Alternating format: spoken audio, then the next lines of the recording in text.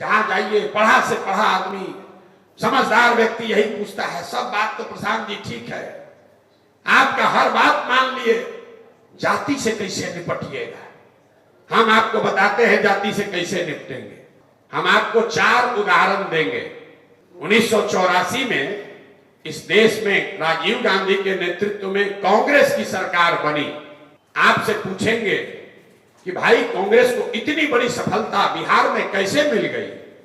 राजीव गांधी के जाति के बहुत लोग तो बिहार में नहीं रहते हैं, तो कोई समझदार व्यक्ति खड़ा होकर कहेगा कि वोट भैया जो इंदिरा गांधी की मृत्यु हुई उसके बाद जो सहानुभूति की लहर चली उसमें सब जात पात लोग भूलकर कांग्रेस को वोट दे दिया।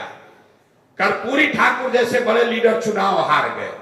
आप इस बात को कागज पर लिख लीजिए कि 84 में एक बड़े नेता की मृत्यु हुई, एक बड़ी घटना हुई, और उस घटना से की सहानुभूति से उपजी हुई लहर से समाज में जाति पाति टूट गया। फिर पूछेंगे 1989 में क्या हुआ? जनता दल ने पूरे बिहार झारखंड को स्वीप किया, बीपी सिंह प्रधानमंत्री बने। जनता दल को कैसे वोट मिल गया? बीपी सिंह के जाति के तो 3% लोग रहते हैं बिहार में। तो आप में से लोग बताएंगे कि भैया जात का बात कहां है? उस समय तो बोफोर्स इतना बड़ा मुद्दा हो गया, पूरा देश में भ्रष्टाचार के नाम पर, बोफोर्स के नाम पर नारा हुआ, राजा नहीं फकीर है देश की तकदीर है। लोगों ने जाकर कांग्रेस राजीव गांधी को हटाने के लिए, बीपी सिंह को जिताने के लिए वोट दे दिया। इसको भी लिख लीजिए।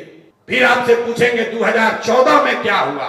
लालू नीतीश जातीय समीकरण सब धरा का धरा रह गया, भाजपा वाला 30, 32, 35 सीट जीतकर चला गया।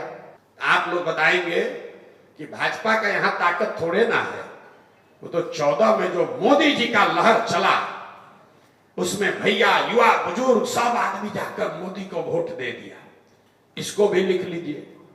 फिर पूछेंगे 2019 में क्या हुआ? 40 में 39 सांसद एनडीए का जीत गया। आप बताएंगे कि भैया बहुत कांटे का मुकाबला था।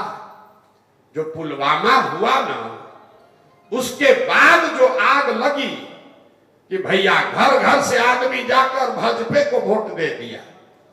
ये 4 आपको मैंने घटना बताई जो पीछे हुआ है, आगे होगा छोड़ दीजिए। पीछे जो हुआ है 84 एक घटना है और उससे बनी हुई सहानुभूति की लहर। 89 एक विषय है भ्रष्टाचार बोफोर्स, उससे बनी हुई लहर। 2014 एक व्यक्ति है नरेंद्र मोदी, उसकी बनाई हुई लहर। 2019 विचारधारा राष्ट्रवाद राष्ट्रीय सुरक्षा, उसके नाम पर बनी हुई लहर। ये आपको क्या बताता है? अगर कभी कोई व्यक्ति, कोई विषय, कोई घटना, कोई विचारधारा समाज के इमेजिनेशन को, समाज के विश्वास को जीत ले, तो समाज में ये ताकत है कि वो जातियों से ऊपर उठकर वोट करता रहा है। आगे करेगा कि नहीं छोड़ दीजिए, ये आपको प्रमाण दे रहे हैं। फिर आपको काहे लगता है कि जाति पर वोट पड़ता है? हम बता रहे क्यों लगता है। क्योंकि हमने 4 इलेक्शन का उदाहरण दिया, बीच में 5 गो और हुआ, उसमें ऐसा कोई बात नहीं हुआ। तो जब कोई व्यक्ति नहीं है, कोई विषय नहीं है, कोई अलग दिखने वाली विचारधारा प्रयास नहीं है, तो समाज भी कहता है कि दोनों जो लड़ रहा है तो एक जैसा है, तो चलो अपने जाते वाले को दे देते हैं। जब कुछ नहीं है तो अपने जाते को पकड़ लेते हैं। अब कुछ आदमी इसमें ऐसा है जो मानेगा नहीं, कहेगा भाई तो लोकसभा का आप उदाहरण दिए हैं, विधानसभा में जात ज्यादा चलता है, तब आपको एगो विधानसभा का उदाहरण दे देते हैं। 2010 में नीतीश कुमार और भाजपा एक साथ लड़े और इस बिहार के इतिहास में सबसे ज्यादा 206 सीट जीतकर वो लोग आए। सामने उनका मुकाबला था लालू जी, कांग्रेस और रामविलास पासवान जी, तीनों एक साथ मिलकर लड़ रहे थे। तब मोदी भी नहीं थे, तब अमित शाह नहीं थे, भाजपा की इतनी ताकत नहीं थी, लेकिन फिर भी बिहार की जनता ने उस एनडीए को 206 सीट जिताया था। 2020 में फिर मुकाबला हुआ, एक बार फिर भाजपा और नीतीश कुमार एक साथ और सामने से लालू जी और उनका लड़का रामविलास जी तो रहे नहीं, और कमजोर कांग्रेस, मतलब उनका जिनसे मुकाबला था उसकी ताकत कम हुई। फिर भी 2020 में 2006 छोड़िए 125 आने में दम निकल गया।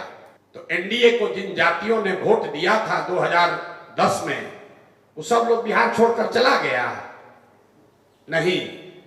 वो 206 सीट इसलिए आया था कि समाज के हर वर्ग को ये लगा था कि 2005 से 2009 के बीच, लोग कहता है नीतीश जी का जो पहला टर्म था उसमें काम हुआ था, तो काम भी था और जाति का समीकरण भी था, तो 206 सीट मिला।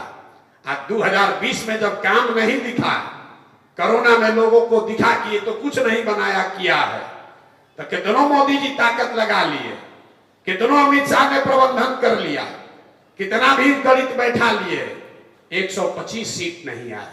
जाति एक महत्वपूर्ण पहलू है। हम ये नहीं कह रहे कि जाति का कोई महत्व नहीं है, जाति एक बड़ा फैक्टर है, लेकिन जाति एकमात्र फैक्टर नहीं है। जाति भी एक फैक्टर है। वोट देते समय 20 विषय है, उसमें जाति भी एक विषय है। और सबसे महत्वपूर्ण बात समझिए, अगर आपको राजनीति के जरिए समाज की अगुवाई करनी है तो आपके पास ये विकल्प नहीं है कि जाति नहीं रहेगा, धन बल बाहुबल नहीं रहेगा, सब अच्छा हो जाएगा तब हम राजनीति में आएंगे। तो मेरे भाई ना सब अच्छा होगा ना आप राजनीति में आइएगा। और एक बार को मान लीजिए सब अच्छा हो जाए तो फिर आपके आने की जरूरत क्या है? जो अच्छा करेगा उसी को रहना चाहिए।